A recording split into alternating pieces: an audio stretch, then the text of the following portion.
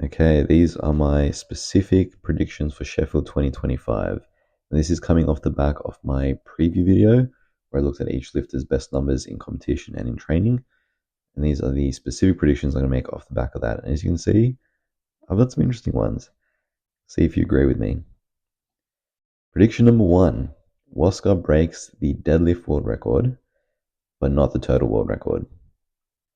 So if you haven't checked out my preview video, take a look at that because that's going to give you the context for each of these predictions. But I mentioned in that Waska is only a few kilos away in training from the total world record. He has hit 275.5 in training, and he has said that his last deadlift is either going to be for the deadlift world record or the total world record, depending on how his day goes.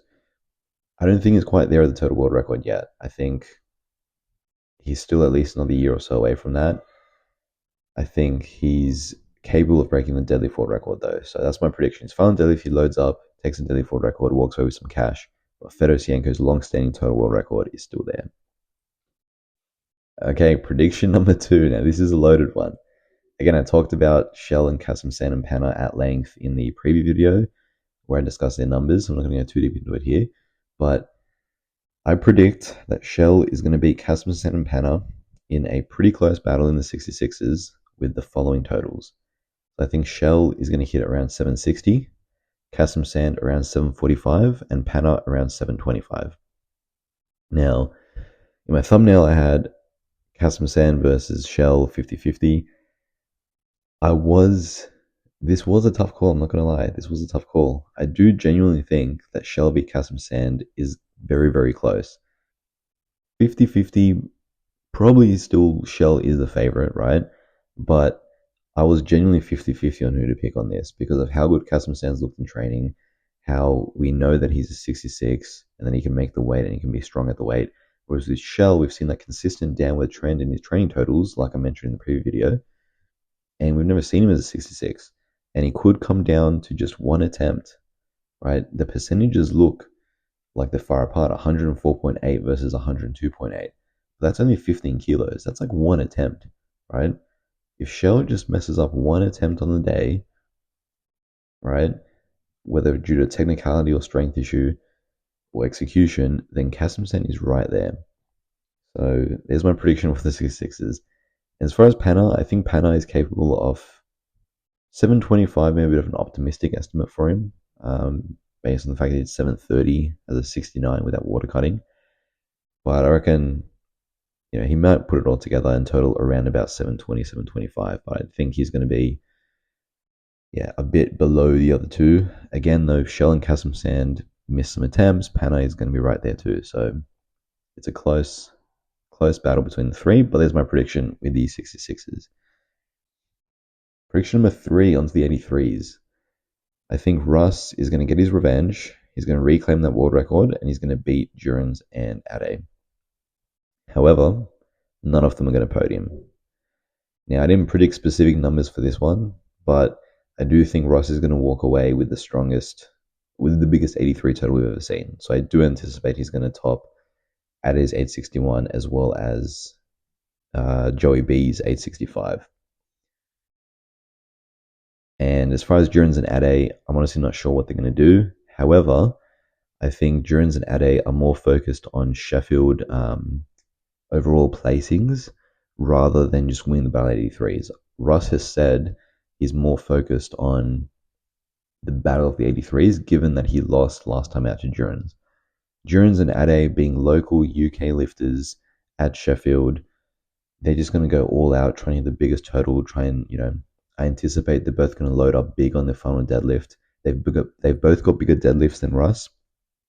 So I anticipate that both Jurens and Ade are going to load up big on their final deadlift to not just beat Russ, but to get them onto podium, right?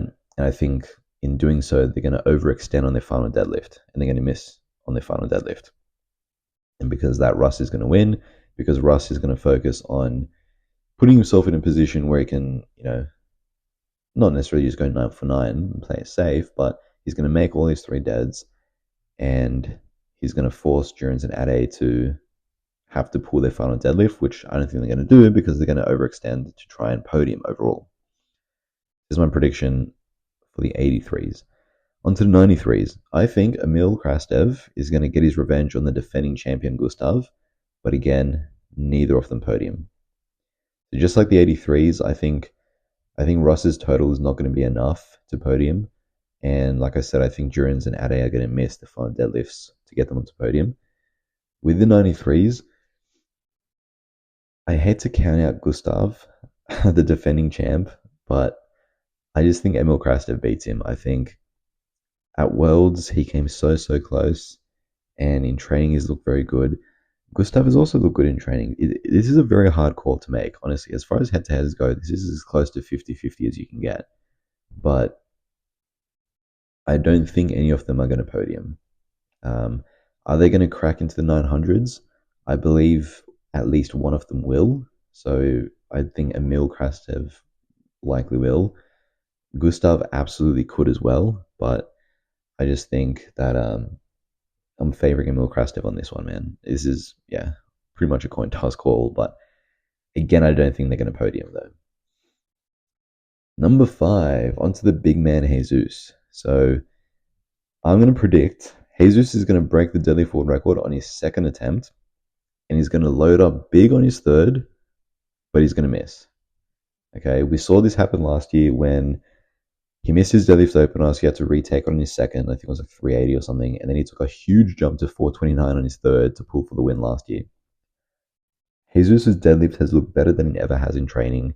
We saw another 412.5 just recently from him a few days ago, and it's honestly moving close to opener speed. It's crazy. So I anticipate he's going to open with probably around 385, 390-ish, go for 411.5 or 412 on his second, which I think is absolutely going to hit, and then load up whatever it takes on his third to either pull for the win based on how everyone else's day as well as his day has been going, or pull for at least podium. However, I think that third deadlift is going to have to be in the 420s, maybe even 430 plus, and I don't think he's going to get it. We've seen him pull 420 in training, but I don't think he's got more than that on him in competition after like a heavy squat as well. So there's my prediction for Jesus. Kind of similar to the first Sheffield, where he actually broke the deadlift world record on his second, which was 399 at the time, and then he went up to 410 on his third, as just he'd already won. It was just like, why not go for a 900-pound deadlift, right? Similar thing this time. Take that deadlift world record, which he's got easily, and then whatever he takes on his third. But because he's going to miss it, I don't think he's going to make podium. Speaking of podium, here we go. The two lifters who I've skipped over so far, my specific predictions are Perk and Ash, and that's because I think they're going to get onto the podium. I think Kasim Sand is going to put himself in a position to be on podium early, considering the 6-6ers will be finished lifting first, given that they're lifting less on the deadlift than Perk and Ash will. Kasim Sand I predicted to be 745, which is 102.8%. I think Perk is going to be around 865, which would put him 103.5%. So that's going to put him ahead of Kasim Sand. And I think Ash is going to deadlift just enough to get onto the podium. I think there's going to be a lot of lifters with the final deadlifts loading up to podium, including the 83s, like I mentioned, in Durans and Ade, including potentially one or both of the 93s. I don't think any of them are going to get it, though. I think Ash will. I have faith that Ash is going to make that final deadlift, which will be enough to just push Kasim Sand off the podium. So you have Ash at number 3, Perk at number 2. Again, I talked about this at length in my Sheffield preview video, that Ash is a dark horse. Everyone's counting him out despite the fact that he's hit 968 on the platform before and his best lifts add up to be almost 980. So Ash, I think, is going to get onto the podium. Not many people are predicting this, but I think he's going to get there. We saw this last year. I know he was injured recently, but cast your minds back to last year. Delaney Wallace, similar situation. Delaney Wallace was injured going to Sheffield. Everyone was counting him out. No one's talking about him. He finishes third on podium. Similar story this year with Ashton Rusko, I believe.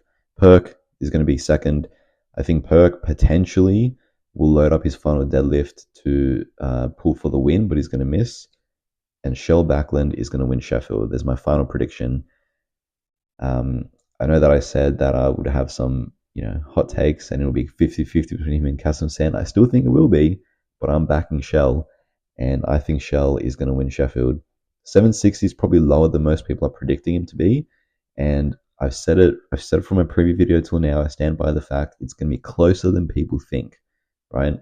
Perk, I believe, will have a third deadlift on there that could pull him ahead of Shell, but I think he's going to miss. Whereas Ash is going to load up his third deadlift to push Casmus down off the podium, and he's going to get it. But there you have it. There's my prediction for the exact podium with the exact numbers, and I've made a specific prediction about every single lifter at Sheffield. So it'll be very interesting to see after Sheffield how much of this was correct. Let me know what you think about these predictions in the comments.